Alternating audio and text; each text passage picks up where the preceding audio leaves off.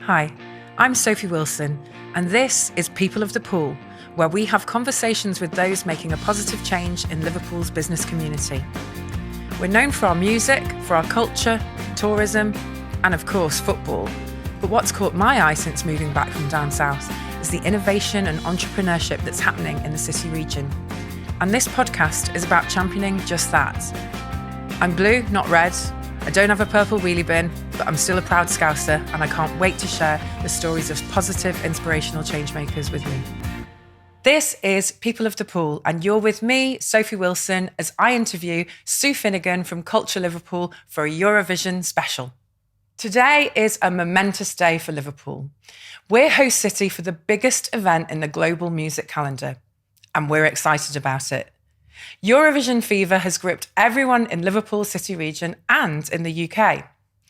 In this special edition of People of the Pool, we meet Sue Finnegan, Commercial Director and Head of Eurovision Liverpool 2023 Host City Visitor Experience for Culture Liverpool. Sue, welcome to People of the Pool. Hi. Hi. Thanks so much for having me. It's great to be here. Pleasure. And thank you for squeezing us in at a time which must be absolutely... No, not at all. Ridic for you. It is a little bit. Delegations arrive this Thursday. So it's like, all hands to the pump. Oh. Big week. Well, we really, really appreciate it. And can't wait to hear more all about the biggest event to hit Liverpool, perhaps ever.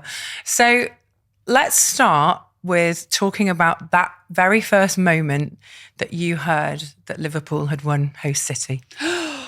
Where do I start? So I suppose if we go back to, there were 22 cities that bid for the opportunity to host Eurovision.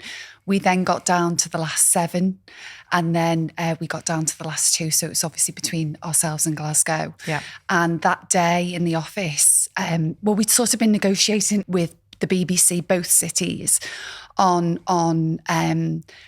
contracts and how many room nights we could get, because we had to secure 55,000 room nights for all of the delegations, pre-finding out whether we'd won the bid or not at a really good rate. Just a small number to try and coordinate. But we've got a brilliant relationship with the hospitality sector and through Liverpool Hospitality in the hotels, so that was fine.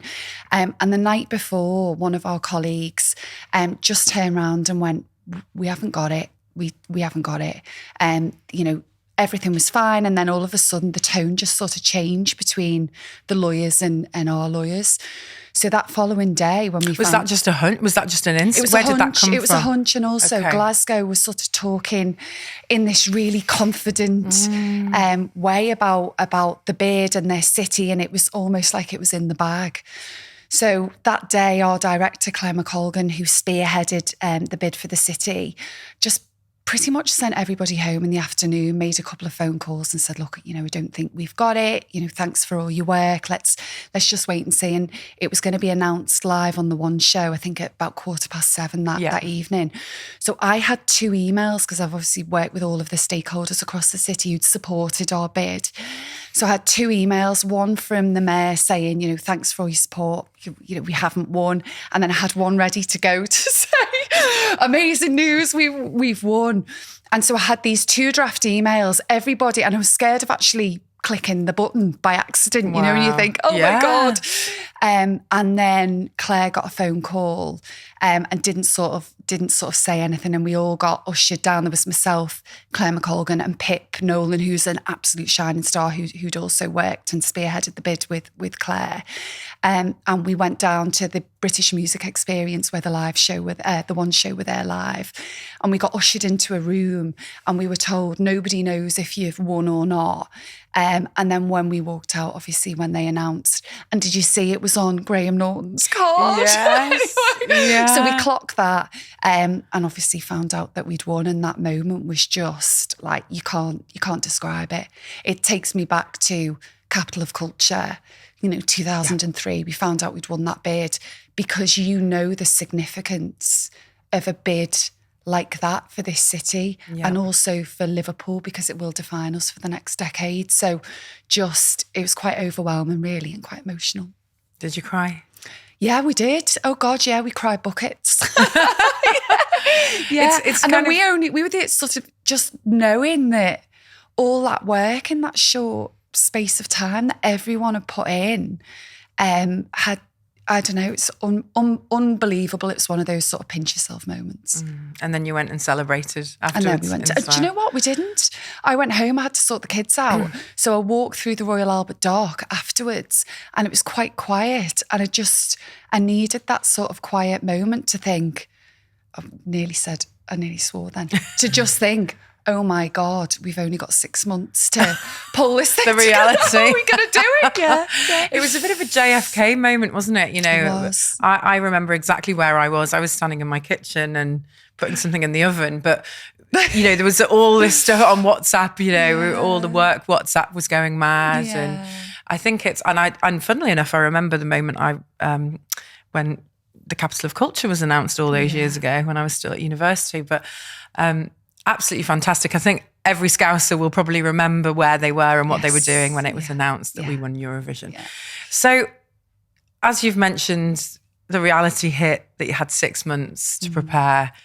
It is such a huge event to coordinate. How did you even begin to approach it? Oh, so behind all of the sort of programme that you see at the minute is a huge governance structure. So this city's used to staging major events of scale and ambition. You know, we do the Three Queens, we've done the Giants 3 times, you know, football parades.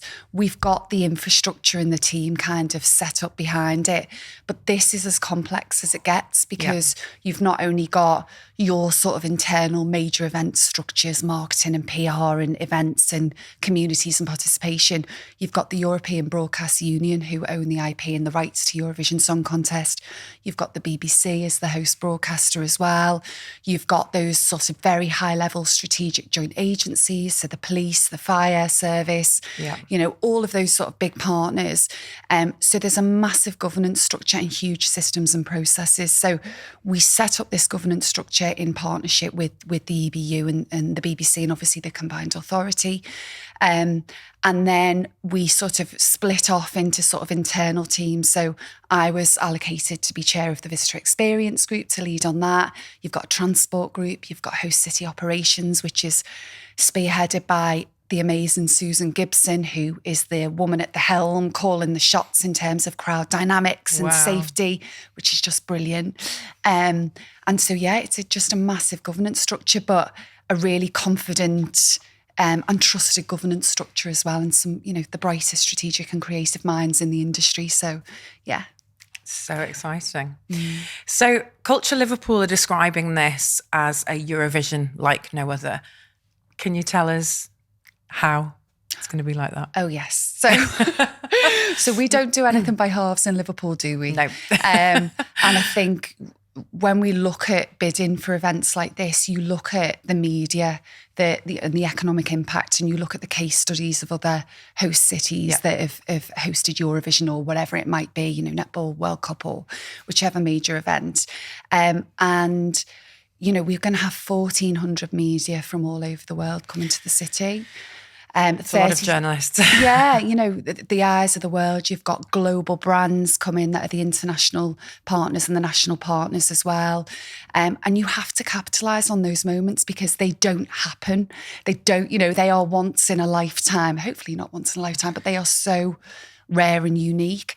So we knew we had to put on a programme of scale and ambition. So we have a wraparound cultural festival. Now, no other host city has put on a show like this. They've always either hosted the show and some other sort of wraparound events. We've got a Euro Club Cultural Commissions programme. So that is 22 cultural commissions or 25 cultural commissions. 19 of those are in collaboration with Ukrainian artists.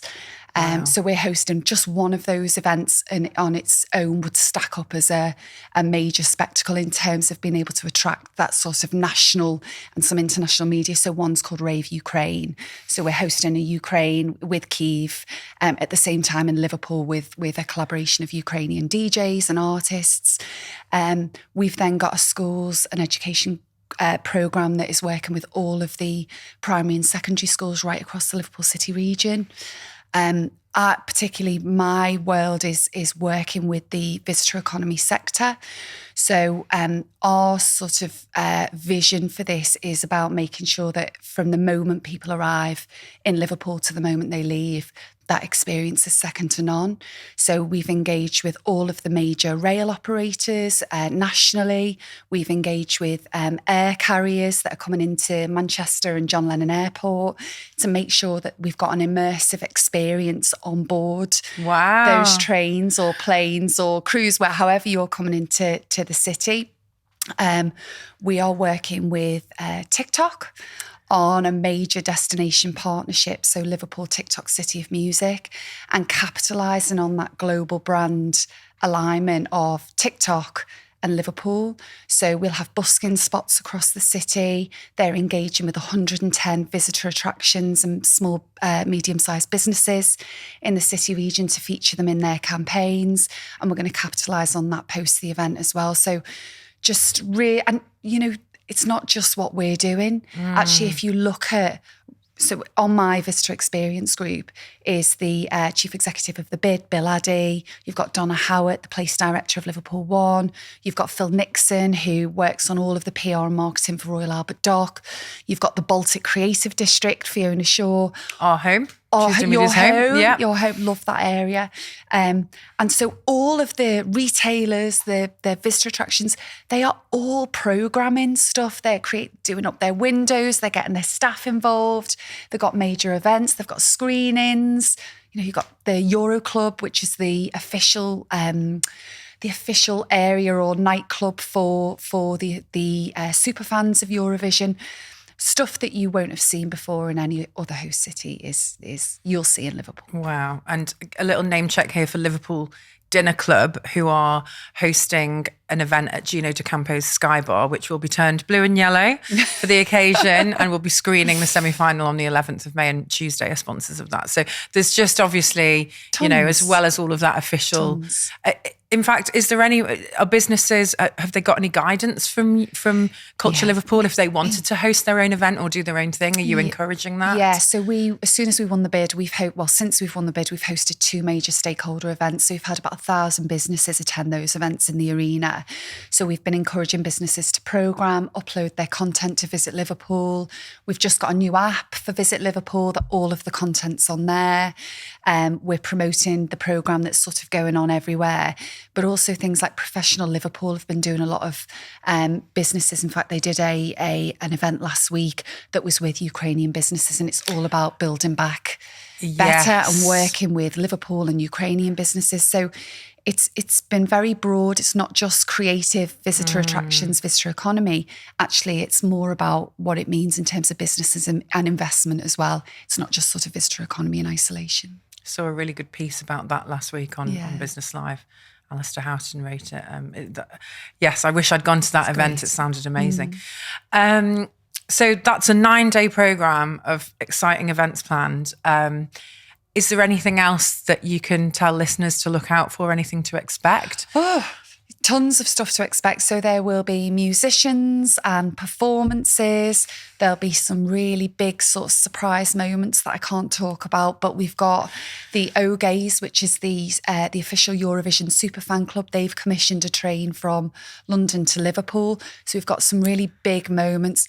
There's the Eurovision Village as well at the Pierhead. So we've got a 9-10 day programme just at the Pierhead with Eurovision artists, Ukrainian Village. That whole, I suppose what we really want to get out there in terms of the message is whether you have a ticket or not for Eurovision, and we know, the tickets sold out very, very quickly. Actually, there is so much going on during that period that it doesn't matter whether you haven't got a ticket. Come into the city and the city region. Southport are doing some brilliant things. St Helens, the Wirral, Halton, everybody's programming. Come in and just experience Liverpool City Region for what it will be over that period. It doesn't matter whether you've got a ticket or not. And where can people find out about these things? So all on visitliverpool.com is our sort of call to action website. Everything's registered on there. Obviously, a lot of the businesses are doing their own promotions as well. And Culture Liverpool, we're putting quite a lot of content on that website as well. But definitely download the app now for all sort of up-to-date information. Okay, fantastic. What are you most worried about is going to go all right on the night? I think it's just there is so much going on. I'm actually not worried. I'm excited about everything. There is so much going on that I think it's almost deciding what people go to. How do you decide when there's so much noise? How do you decide which of those things that you want to go to? And I suppose just making sure that everybody has got as much information as possible. It's my job to make sure that visitor experience is second to none. So how do we tell everybody about that great experience and capturing all of that content as well? And it's having that helicopter strategic view of what's going on in Bold Street Coffee to what's going on at the Eurovision Village on the 12th of May. There's just so much content. So I suppose, just making sure that everybody has a brilliant experience more than anything else. And how are you going to pick which ones you go to? Oh God, I don't know. I don't know. There's so much, and the problem is I want to be at everything as well. FOMO. But I've told my husband and the kids that they won't see me for 2 weeks. They hardly see me now at the minute, so it's fine. They're used to it. Oh well, thanks to Steve, Holly, and Emma for their support. So we've talked a little bit about Ukraine already. Obviously, Liverpool is hosting on behalf of Ukraine for Eurovision 2023. You've talked about the rave, you've talked about the artists, you've talked about the business summit. Tell us a little bit about Liverpool's relationship with Ukraine, and if there's anything else sort of particularly special about Eurovision 2023. Yeah, and I think this goes back to actually your question about, what is your sort of, the thing that think that you're maybe a little bit worried about. I think it's making sure that we've done a real service to Ukraine. We're hosting it on behalf of Ukraine. It's in solidarity with Ukraine. We're twinned with Odessa, and the mayor of Odessa was part of our sort of bid for Eurovision as well. So just making sure that actually we have done our absolute best in honour of Ukraine. We're working with a lot of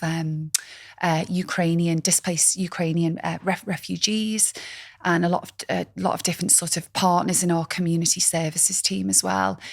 And everything that we've done along the way, we've had to make sure that, I'll be very sort of sensitive of cultural and political sensitivities. It's not your average event where you just kind of crack on and you throw a load of ideas into the mix. Actually, it's making sure that we've sense-checked those ideas and we have done the very best that we can possibly do in honour of what's going on in Ukraine and our Ukrainian family, really. Yeah. There's a serious side to all of this, isn't there, as well? And we can't forget that. We've created People of the Pool podcast with the support of the team at Bengo Media. Dozens of businesses, large and small, turn to Bengo Media to get their podcasts up and running through their training, consultancy, and even hands-on production. And right now, Bengo Media is offering you, People of the Pool listeners, free online training to help get your podcast launched in 90 days. You'll get insight into the steps to take and some of the biggest mistakes to avoid. So, to claim your free online podcast training from Bengo Media, go to podcastschools.com now. That's podcastschools.com. Now, as this is a special edition of People of the Pool, we've taken a slightly different approach to the usual Q&A. And in the spirit of involving everybody, we decided to open up the opportunity to businesses in our own network to ask their questions about Eurovision 2023 and the impact that it will have for them. So if you don't mind, Sue, I'm going to read out a few questions from some people you may know and some people you may not. I know you know Leon McCowan from the Sales Dojo or Your Business Mobile, but he asks the inevitable question, are there any spare tickets going? Everybody asks me for a spare ticket. The BBC have just released some last remaining tickets. They're going on sale in an hour. They're going on sale at 12 o'clock today. Yeah. So 45 minutes. In 45 Sorry, minutes. We're pre-recording this, so you've already missed your chance. But I'll tell you a funny story. One of the mums in my daughter's school, who's a GP, everybody's asked me for tickets. People have come out of the woodwork who I haven't seen for years. And this mum said to me, I will give you free Botox for a year in 10 places if you can get me a ticket. I mean, is that a compliment? Well, I'm not too sure it is. Firstly, I didn't know whether you can do Botox in 10 places, but I was like, that's a really good offer. But no, unfortunately, I don't do anything like that. But no, it's just made me laugh. Everybody wants a ticket. It's the hottest ticket in town. But there's so much going on that you don't actually need a ticket anyway. So. Yeah. Oh my gosh, that is hilarious. I know. 10 places. I know. Yeah, the mind boggles. What would I look like? Okay, so the second question comes from Mark Fisher, who works out of Basecamp, which is our very own home in Baltic Creative. And Mark asks, Eurovision is all about singers and entertainers, and lots of artists and engineers lost jobs or left the industry during COVID-19. How do you intend to help them? Will any of the profits go to the local arts, charities, etc.? Well, we're working with hundreds of local businesses, local artists. I mean, all through, if you go back to during the pandemic period, Culture Liverpool, led by Claire McColgan, we led the events research pilot to get the industry back on its feet. And we are absolutely dedicated to making sure that a lot of the spend, or as much as the spend, is retained to support our local businesses and creative industries.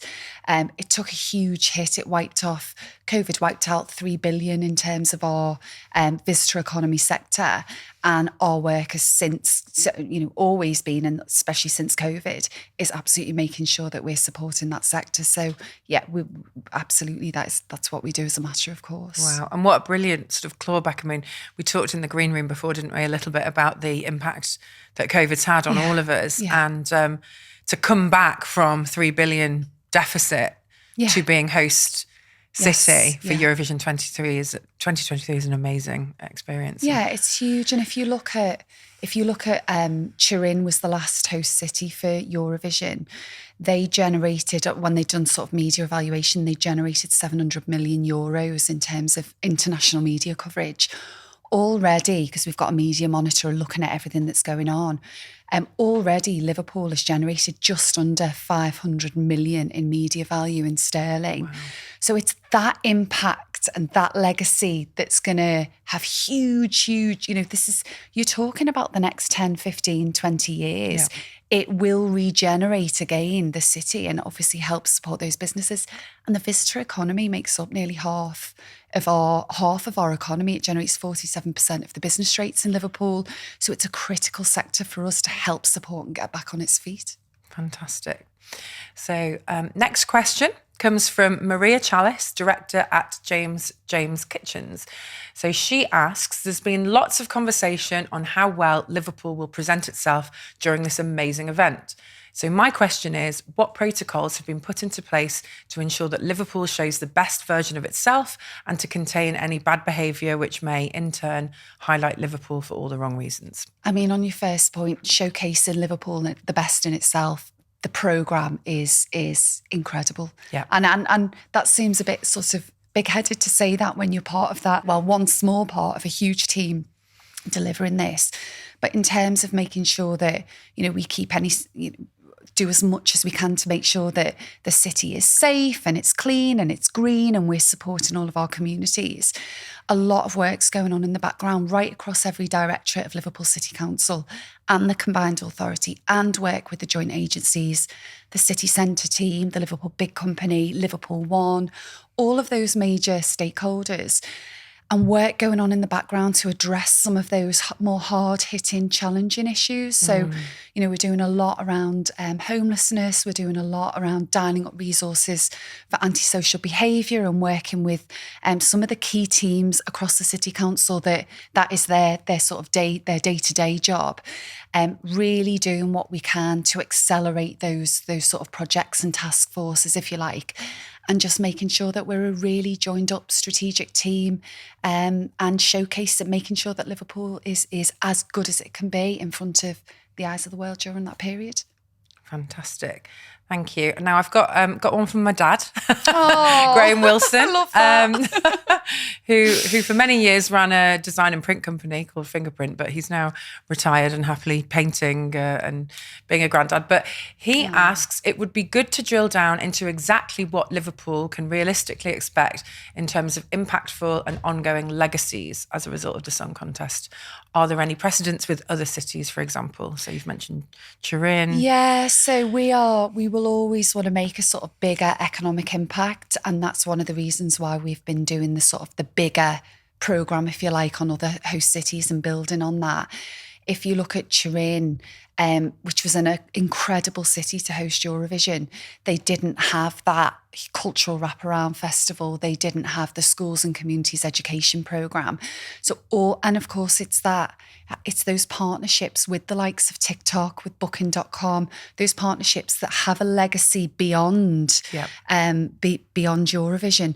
So TikTok now is one of the most influential brands in the world. Whether you love it or hate it, it's here to stay. It's here to stay. 40% of Gen Zs are now turning to TikTok and Instagram over Google as a search engine.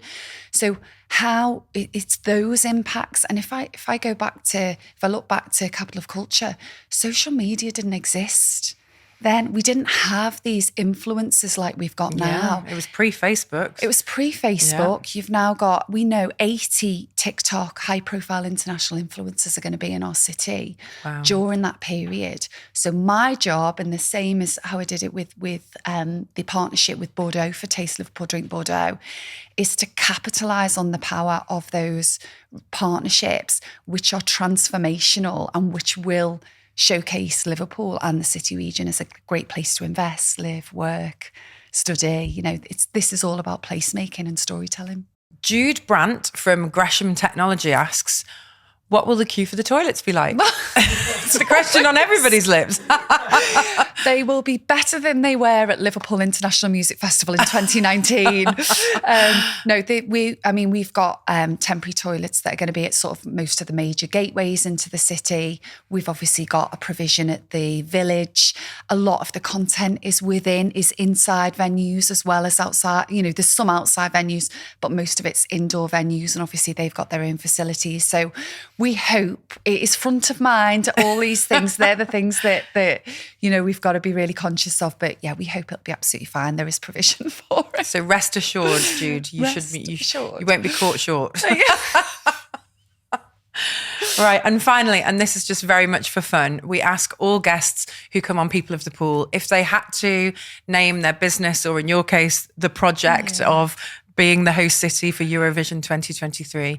If you had to name that with a Beatles song title, what would it be and why? And it's a personal favourite of mine because my dad loved this. But it would be In My Life, because I think our job in Culture Liverpool is about and Marketing Liverpool is about creating that emotional connection between people and place. Yeah, and money can't buy what that does to people in terms of shifting and challenging perceptions and making sure that we get repeat visitors and word of mouth for people, talking about Liverpool. Everything we do is underpinned by themes of like love, legacy, community, togetherness, themes that actually are part of our, they make us who we are and they underpin humanity. So for me, that song, it's moving, it's emotive, and actually that's what we're here to do. It's a beautiful song, and what fantastic values to live by. That's just amazing. I mean, we love working with positive change makers, and everything that you guys are doing is just incredible. Oh, thank you. For those listening, today is the 9th of May. Today is kickoff day. So expect to just get immersed in a full programme of incredible events. Sue, thank you so much for joining us. Let's just recap. If there was one thing that you wanted our listeners to take away from today's conversation about Eurovision, what would it be? Make sure you enjoy the moment and you capitalise on what this is going to do for your business. You capitalise on what this is going to do for this city. Fantastic. Thank you so much, Sue. If you want to find out more about some of the amazing things that are going on in Liverpool City Region, go to www.tuesday-media.com facebook.com/People of the Pool. People of the Pool is presented by me, Sophie Wilson. Until next time.